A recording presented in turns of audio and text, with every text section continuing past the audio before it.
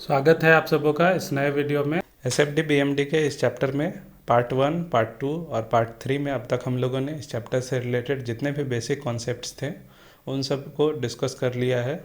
Basic concepts तब तक clear नहीं हो पाते हैं जब तक कि हम उन पे कुछ न्यूमेरिकल सॉल्व नहीं कर लेते हैं।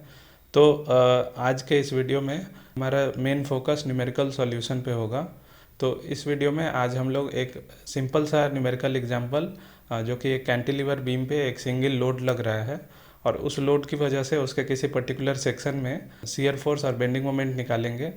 तो ये काफ़ी बेसिक एग्जांपल है, लेकिन इस एग्जांपल को समझने के बाद हम लोग आगे के जितने भी हायर लेवल के जो भी न्यूमेरिकल्स होंगे उनको सॉल्व कर पाएंगे। तो आज के वीडियो में बस एक ही न्यूमेरिकल होगा और आगे के वीडियोज़ में फर्दर और न्यूमेरिकल्स देखे जाएंगे। ये न्यूमेरिकल्स जब तक हम लोग सॉल्व नहीं करेंगे तो कॉन्सेप्ट की डेप्थ जो है वो हमें नहीं पता चलेगी, क्योंकि हमने कॉन्सेप्ट लिया है लेकिन उसको अप्लाई नहीं किया है।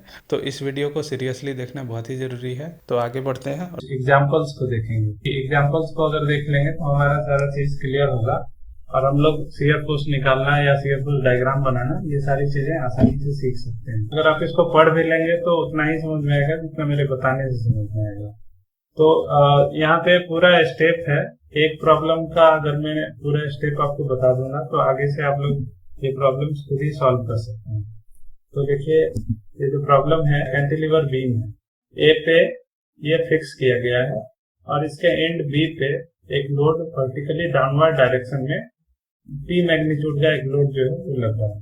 इस बीम की लेंथ जो है वो एल है और बीम पे बी से कोई एक्स डिस्टेंस पे एक सेक्शन सी कट किया गया है। तो हम लोग को क्या करना है, यहाँ पे शियर फोर्स और बेंडिंग मोमेंट निकालना है इस सेक्शन पे।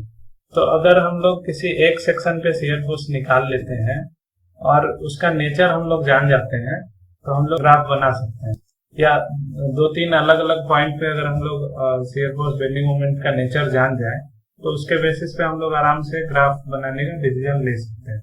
तो पहले हम लोग सीखेंगे कि एक सेक्शन पे कैसे निकालेंगे, उसके बाद हम लोग ये सीखेंगे कि सारे सेक्शन का बेंडिंग मोमेंट या सारे सेक्शन का शियर फोर्स कैसे निकालेंगे। ठीक है, अब देखिए यहाँ पे ये पूरा बीम हो गया। मैंने बीम के बारे में पूरी बात बता दी कि बीम कैसा है, उसमें सपोर्ट कैसा लगता है। तो आपको क्या करना है, it is required to calculate shear force and bending moment at any section C at a distance x from free end, यानी फ्री एंड बी है तो बी से x डिस्टेंस पे जो सेक्शन है वहां पे SF और BM निकलना है।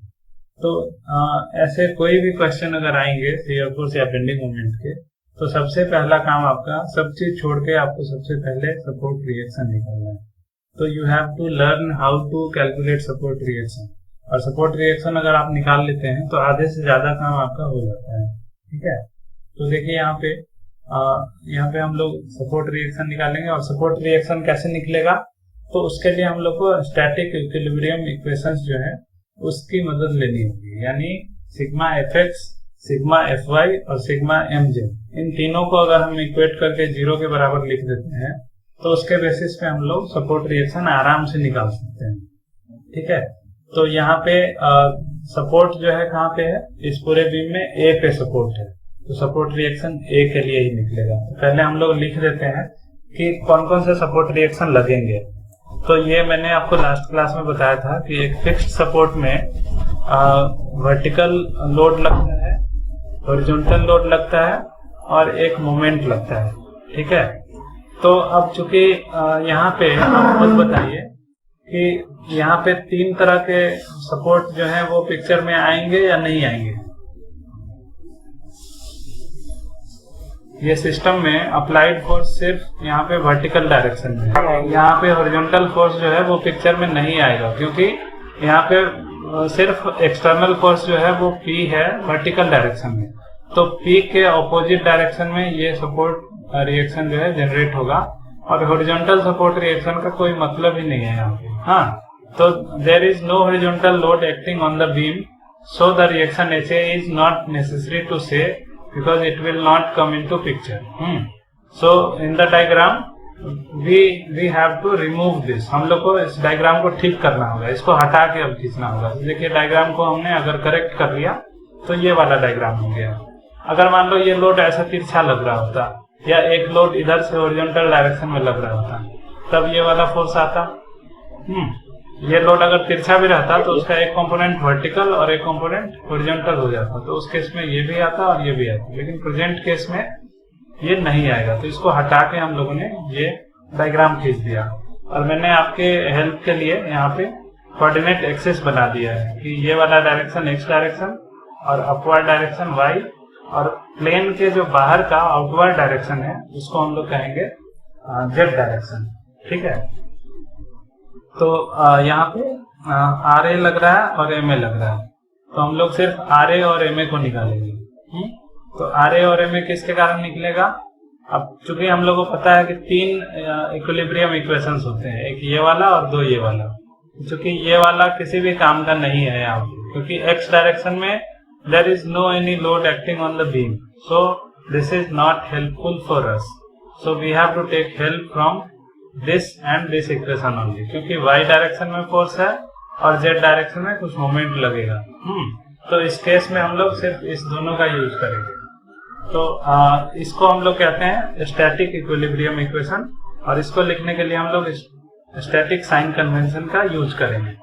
तो यहाँ पे स्टैटिक साइन कन्वेंशन का यूज करेंगे, और कोऑर्डिनेट एक्सिस का जो हमने यहाँ पे खींचा है उसके बेसिस पे हम लोग डायरेक्शन यहाँ पे डिनोट करेंगे कि एक्स डायरेक्शन जो प्लस एक्स है वो पॉजिटिव हो गया, प्लस वाई जो है वो पॉजिटिव फोर्स हो गया। तो और साथ में हम लोगों ने ये मान लिया कि क्लॉकवाइज जो है वो पॉजिटिव है और एंटी क्लॉकवाइज मोमेंट जो है निगेटिव है। देखिए इसके पहले का जो एग्जांपल दिया था उसमें मैंने आपको एंटी क्लॉकवाइज मोमेंट को पॉजिटिव ले लिया था और क्लॉकवाइज को निगेटिव ले लिया था। ठीक है, तो और यहाँ पे मैं उसका उल्टा ले रहा हूँ। तो स्टैटिक साइन कन्वेंशन में हमारे पास ये चॉइस होता है कि हम कुछ भी मान लें, लेकिन उस पर्टिकुलर क्वेश्चन में जो भी एक चीज मान लेंगे उसको नहीं बदलेंगे, तो हमारे रिजल्ट वेरी नहीं करेगा। हम या तो पॉजिटिव को नेगेटिव मान लें, या नेगेटिव को पॉजिटिव मान लें, या क्लॉकवाइज को पॉजिटिव मान लें, एंटी क्लॉकवाइज को नेगेटिव मान लें, कुछ भी हम लोग कर लें, लेकिन उस क्वेश्चन में हर जगह सिर्फ उसी कन्वेंशन का यूज करेंगे। तो स्टैटिक इक्विलिब्रियम इक्वेशन का जो वैल्यू होगा वो चेंज नहीं करेगा, आपको सेम चीज मिलेगा। ठीक है, तो हम लोग यहाँ पे वो सारी बात लिख देते हैं कि कौन सा कन्वेंशन हम लोग यूज करेंगे। ऐसे आप अपनी मर्जी से भी ले सकते हैं, लिखने का जरूरत नहीं है। आप जो इक्वेशन लिखते हैं उससे भी जो रीडर है वो समझ जाएंगे कि आपने क्या सोच के इसको पॉजिटिव लिया, लेकिन एक ही कन्वेंशन होना चाहिए एक क्वेश्चन में। तो देखिए यहाँ पे मैंने लिखा है कि one can change this as per their choice and it will not alter the result.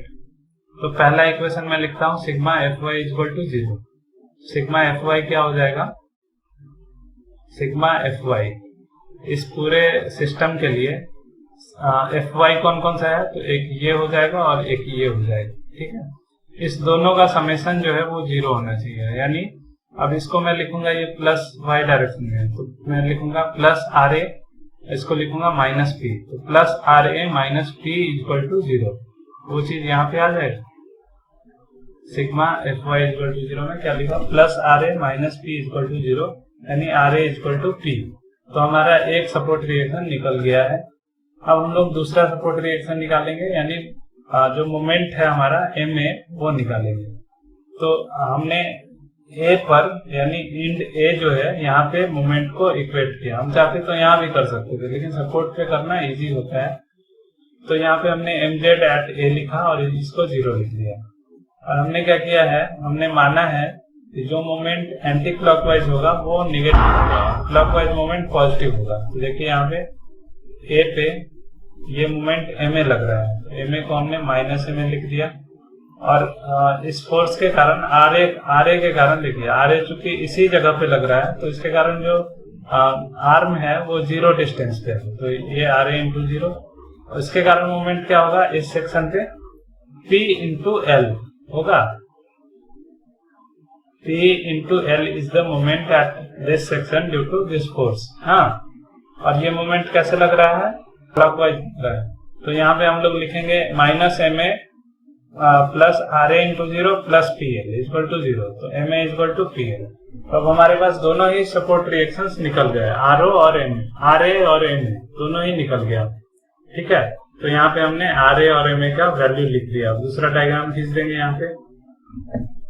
देखिए यहाँ पे आर ए और एम ए लिख के फोर्स, अब मुझे निकालना है शियर फोर्स। मेरा पहला काम जो था, सबसे पहला काम सपोर्ट रिएक्शन निकालना, वो हो गया। अब दूसरा काम है शियर फोर्स निकालना। तो शियर फोर्स के लिए हम लोगों को क्या करना होगा, सेक्शन कट करना होगा। तो सेक्शन पहले से डिफाइन है कि हम लोग को सी पे शियर फोर्स निकालना है। तो हम लोगों ने क्या किया, सेक्शन के टुकड़े किए और यहाँ पे मैंने दोनों ही पोर्शन को लेके आपको दिखाया है। आप जब एग्जाम में बनाएंगे तो कोई एक पोर्शन आपको लेके चलना होगा, पर मैंने रिजल्ट को सिमिलर दिखाने के लिए एक केस लिया जिसमें दोनों ही साइड से मैं लेके चलूंगा और फाइनली आपको दिखाऊंगा कि दोनों की वैल्यू एक ही होगी। तो देखिए यहाँ पे क्या किया मैंने, इस सी के लेफ्ट साइड के पूरे सेक्शन को ले लिया और इधर क्या किया, सी के राइट साइड के सेक्शन को लेते हुए मैंने फ्री बॉडी डायग्राम खींच दिया। तो अब देखिए यहाँ पे एम ए लग रहा है, आर ए लग रहा है और इसकी वैल्यू पॉजिटिव आई है। पॉजिटिव का मतलब क्या हो गया, पॉजिटिव आई है मतलब जो डायरेक्शन हम लोग माने थे वही डायरेक्शन है। मतलब है कि आर ए को हम लोगों ने अपवर्ड माना है और एम ए को एंटी क्लॉकवाइज माना है। तो इन दोनों की वैल्यू निकालने के बाद प्लस साइन के साथ आई है, यानी R A equal to P आई है और M A equal to P L आई है। तो इसका मतलब कि जो एज्यूम्ड डायरेक्शन था वही डायरेक्शन इसका है। अगर जो वैल्यू है वो माइनस पी या एम ए की वैल्यू माइनस पी एल आई होती तो एज्यूम्ड डायरेक्शन का अपोजिट डायरेक्शन हम लोग उसको लिए होते। तो ये मतलब होता है पॉजिटिव रिजल्ट आने का। कभी भी किसी भी इक्वेशन में अगर हम जो डायरेक्शन एज्यूम करते हैं, हम कोई भी डायरेक्शन एज्यूम कर सकते हैं और अगर रिजल्ट हमारा पॉजिटिव आता है तो इसका मतलब है कि वो एज्यूम डायरेक्शन सही है।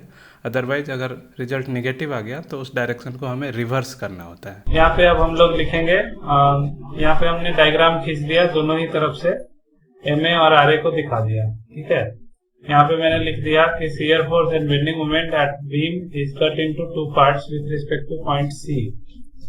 शियर फोर्स और बेंडिंग मोमेंट के लिए बीम को सी के पास से कट कर दिया गया और दो पार्ट बन गए। दोनों पार्ट को में से किसी भी पार्ट को हम लोग ले सकते हैं। Both part have been given, हम लोग किसी भी एक को ले सकते हैं, लेकिन यहाँ पे दोनों ही पार्ट दिए गए हैं। V को हमने शियर फोर्स एट सी कहा और M को बेंडिंग मोमेंट एट सी कहा। तो देखिए सी पे शियर फोर्स और बेंडिंग मोमेंट दोनों ही यहाँ पे आपको दिख रहा है। या तो इधर से भी चलेंगे तो भी V का आएगा, इधर से भी चलेंगे तो V का आएगा। अब इस पार्ट का नाम है पार्ट फ्रॉम राइट ऑफ सी, यानी सी के राइट से जो पार्ट है वो, और ये पार्ट क्या है, सी के लेफ्ट का पार्ट है। तो देखिए मैंने दो पार्ट भी कर दिया है यहाँ पे, इसको कट कर दिया, एक तरफ लेफ्ट को लेकर चला और राइट में मैं राइट पार्ट को लेकर चला। तो एनालिसिस और calculation of shear force and bending moment can be done using any one part, but here I am using both parts to check and verify the result. तो यहाँ पे देखिए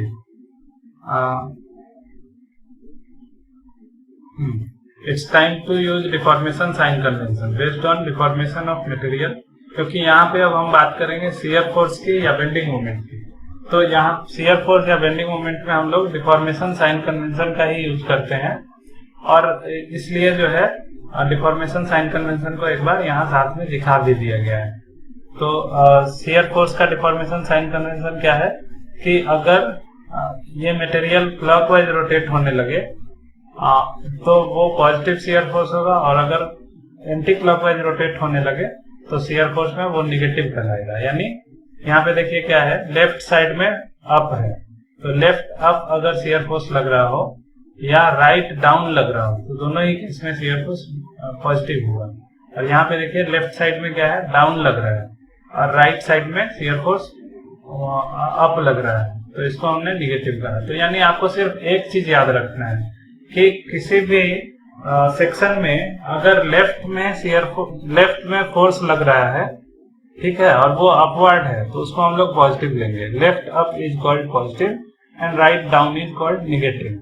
ठीक है, तो ये चीज अगर आप याद रखेंगे तो इसका रिवर्स अगर कर देंगे, मान लीजिए लेफ्ट अप पॉजिटिव है तो अगर लेफ्ट डाउन कर देंगे, सिर्फ एक चीज अगर हम बदलेंगे तो ये प्लस से माइनस हो जाएगा। लेकिन अगर दोनों बदलेंगे, यहाँ पे हमने अप के बदले डाउन कर दिया और लेफ्ट के बदले राइट कर दिया, तो राइट डाउन जो है वो भी पॉजिटिव हो जाएगा। यानी सिर्फ एक अगर चेंज करेंगे लेफ्ट अप में तो निगेटिव होगा, और दो चेंज कर देंगे तो फिर से पॉजिटिव हो जाएगा। अब या तो मैं कर सकता हूँ लेफ्ट के बदले राइट कर दूंगा, तो राइट अप क्या है, देखिए राइट अप निगेटिव है, लेफ्ट डाउन क्या है, नेगेटिव है, इसी तरह राइट डाउन पॉजिटिव है। तो हम लोग अगर सिर्फ एक याद रखें, left up is quite positive, तो शियर फोर्स को हम लोग आराम से आंख मूंद के डिसाइड कर सकते हैं। अब हम लोग लिखेंगे शियर फोर्स का इक्वेशन। शियर फोर्स का इक्वेशन क्या है, sum of all forces either right or left of any section.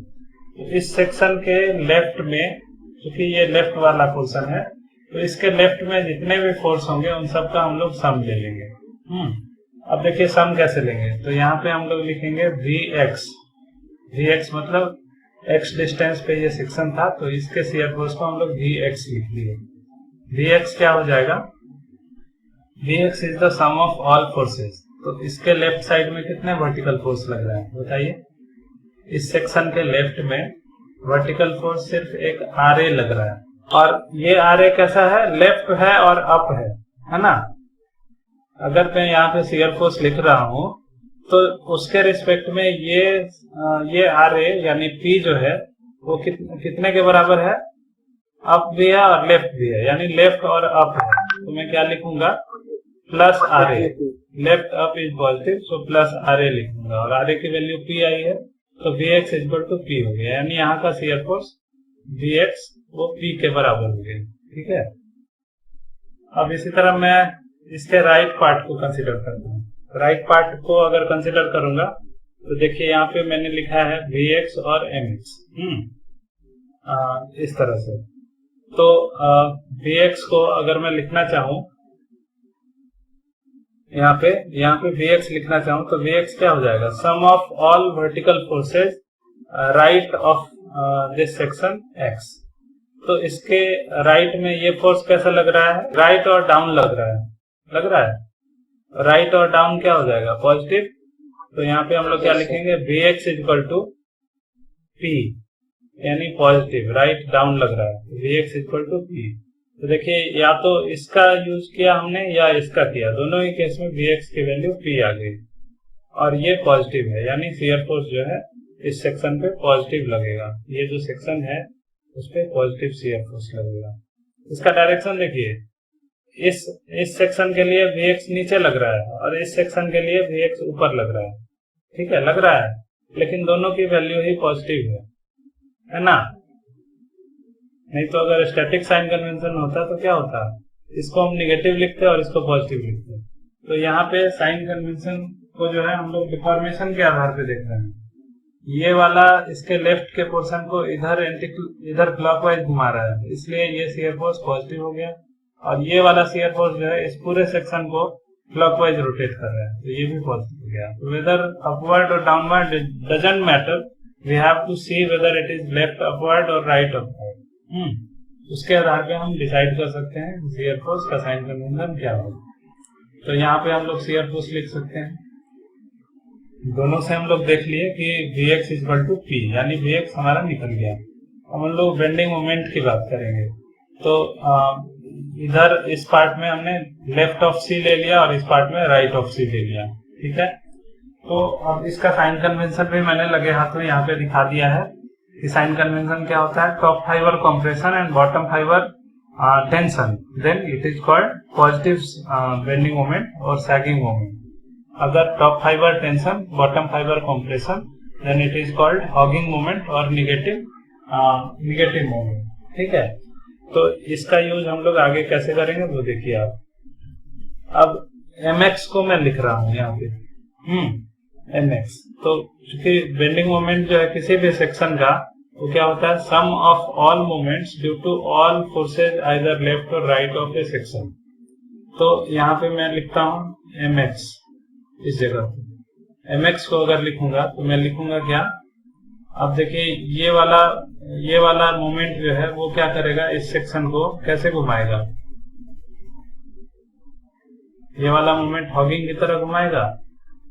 अगर इस एंड पे इस तरह से मोमेंट लग रहा हो तो वो कैसे घुमाएगा, इस पोर्शन को ऐसे डिफ्लेक्ट करेगा, तो ऐसे डिफ्लेक्ट करेगा तो ऊपर टेंशन आएगा और नीचे कॉम्प्रेशन आएगा, यानी डिफॉर्मेशन साइन कन्वेंशन ये बता रहा है कि ये वाला मोमेंट जो है PL वो निगेटिव होगा। तो हमने लिख दिया माइनस एम ए और फिर प्लस। अब चूंकि this is the sum of all moments due to all forces और एक्सटर्नल रिएक्शंस, तो इसके अलावा एक और फोर्स लग रहा है आर ए के कारण यहाँ पे क्या होगा देखिए। इस जगह पे इस आर ए के कारण क्या होगा, इस जगह को अगर हम पकड़ लेते हैं अच्छे से तो आर ए क्या चाहेगा, इसको यहाँ फिक्स रख के इसको उठा देगा, तो ये ऐसे डिफॉर्म करेगा, ऐसे डिफॉर्म करेगा तो क्या बनेगा, कटोरा वाला है, सीधा कटोरा, यही बनेगा ना। तो यानी नीचे टेंशन होगा और ऊपर कंप्रेशन होगा, तो इस आर ए के कारण क्या होगा, पॉजिटिव बेंडिंग मोमेंट लगेगा। तो हम लोग लिखेंगे P into L minus x. इस सेक्शन पे कितना मोमेंट लगेगा इस P के कारण, P into this horizontal distance, तो P into L minus x यानी R A into L minus x. और ये सैगिंग है तो इसलिए इसको पॉजिटिव लिखेंगे, ये हॉगिंग मोमेंट है नेगेटिव लिखेंगे, तो ये हो जाएगा minus P L plus P L minus x. तो ये पी एल कट गया और माइनस पी एक्स बच गया। तो इस तरह से हम लोग देखेंगे कि एम एक्स जो है वो माइनस पी एक्स के बराबर होगा।